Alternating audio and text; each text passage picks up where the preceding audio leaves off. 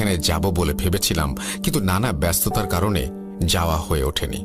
যাই হোক, আমরা আমাদের প্ল্যান মোতাবেক রাত 11:40 সাজেকের উদ্দেশ্যে রওনা হই। 4 দিনের ট্যুর।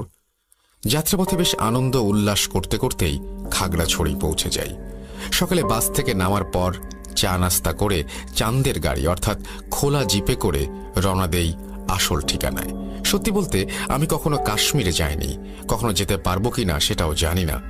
তবে কাশ্মীরকে যদি পৃথিবীর স্বর্গ বলা হয়ে থাকে তাহলে আমার চোখে সেটা সাজেক। আশা করি সৌন্দর্যের ব্যাপারে আর কিছু ব্যাখ্যা দিতে হবে না।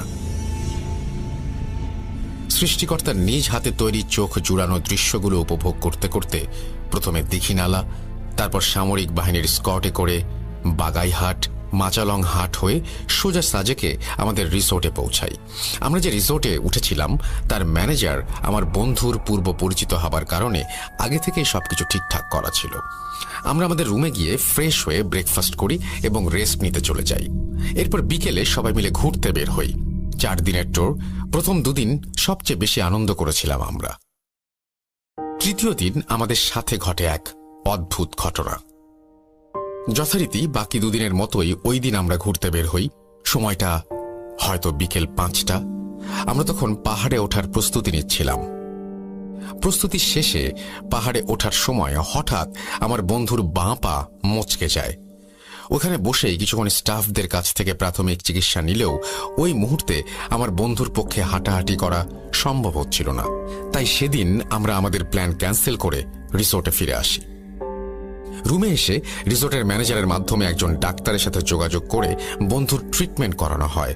খুব একটা গুরুতর কিছু না, সামান্য মচকে গেছে, তাই ডাক্তার একটা ইঞ্জেকশন আর ট্যাবলেট দিয়ে চলে যান। ওই দিন কোথাও বেরোনোর মতো অবস্থা ছিল না আমাদের, তাই রুমে বসেই যে যার মতো আড্ডা দিতে থাকি এবং ফেসবুকিং করতে থাকি। ঘুরতে গিয়ে এরকম চুপচাপ বসে থাকা সত্যিই খুব বোরিং। তাই 4 জন মিলে কার্ড খেলতে বসে যাই। তবে আমার এক বন্ধু ছিল যে সেই মুহূর্তে কার্ড খেলায় খুব একটা আগ্রহী ছিল না। কার্ড খেলছি, ঠিক এমন সময় সেই বন্ধু আমার কাছে এসে বলল, আরে বাদ দে তো এইসব কার্ড খেলা, আমি তো তোদের একটা জিনিস দেখাতে ভুলে গিয়েছি, দাঁড়া এক্ষুনি নিয়ে আসছি।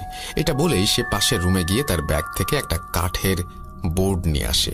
ওর হাতে ওই জিনিসটা দেখে আমাদের সবার মুডটা নষ্ট হয়ে গিয়েছিল, কারণ ওটা সম্পর্কে আমাদের কোনো ধারণাই ছিল না। আমাদেরকে চুপ থাকতে দেখে ও বলল, কিরে চুপ করে গেলি কেন, এটা চিনিস না? এটা হচ্ছে ওইজা বোর্ড।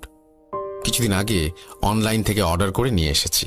বাড়িতে একা থাকার কারণে খেলার সুযোগ হয়নি, তাই তোদেরকে সাথে নিয়ে খেলবো বলে এখানে নিয়ে এসেছি। জানিস এটা কি? এটা দিয়ে প্রেতাত্মাদের সাথে কথা বলা যায়। ওর এই কথা শুনে আমরা 3 জন তাচ্ছিল্যের হাসি হাসতে শুরু করি, কারণ যেখানে জিন বলেই পৃথিবীতে কিছু বিশ্বাস করি না, সেখানে আবার প্রেতাত্মাদের কথা বললে। কিন্তু তার কথা শুনে আমরা 3 জন হাসাহাসি করলেও আরেকজন বন্ধু চুপ করে বসেছিল। সে এই বিষয়গুলো নিয়ে অনেক কিছুই জানত, তাই আমাদের কয়েকবার মানাও করেছে। যদিও ওইজা বোর্ড সম্পর্কে কোনো জ্ঞান বা এটা খেলার কোনো ইচ্ছা আমাদের ছিল না, তবুও চুপচাপ বসে থাকার চেয়ে বন্ধুর কথা রেখে একবার চেষ্টা করে দেখতে হতে কি, নতুন একটা অভিজ্ঞতাও হয়ে যাবে। এরপর আমরা 3 জন ছোট একটা টেবিলের ওপর ওইজা বোর্ডটি রেখে খেলার জন্য প্রস্তুতি নেই। বাকি 2 জন আমাদের খেলা দেখতে বিছানায় বসে পড়ে। কিন্তু সব কিছু সাজানোর পর আমার যে বন্ধু ওইজা বোর্ডটি নিয়ে এসেছিল সে হঠাৎ করে বলে ওঠে, আরে মোমবাতির কথা তো ভুলে গিয়েছি, আমি ইউটিউবে দেখেছিলাম এটা খেলার সময় ঘরের লাইট বন্ধ করে মোমবাতি জ্বালাতে হয়। যা হোক, সে নিচে গিয়ে ম্যানেজারের কাছ থেকে একটা মোমবাতির ব্যবস্থা করে নিয়ে আসে। এরপর একে একে ওর কাছে নিয়মগুলো বুঝে নিয়ে আমরা খেলাটা শুরু করি। সময়টা হয়তো তখন সন্ধ্যা 6টা। আমরা 3 জন টেবিলে থাকা বোর্ডের ওপর ত্রিকোণ আকৃতির একটা স্ট্রাইক, যেটাকে প্ল্যানচেট বলা হয়, ওটার ওপর হাত রেখে খুব আলতোভাবে ঘোরাতে থাকি, আর স্ট্রাইকটাও খুব স্মুথলি ঘুরতে থাকে। এরপর আমরা 2 জন চুপ করে থাকি, আর যে বোর্ডটা নিয়ে এসেছে সে স্পিরিট কল করতে থাকে। তার কথার ধরনটা ছিল এমন, হ্যালো, এনিওয়ান হিয়ার? এখানে কি কেউ আছেন? আমি এবং আমার কজন বন্ধু এখানে বেড়াতে এসেছি, আপনার সাথে কিছু কথা বলতে চাই।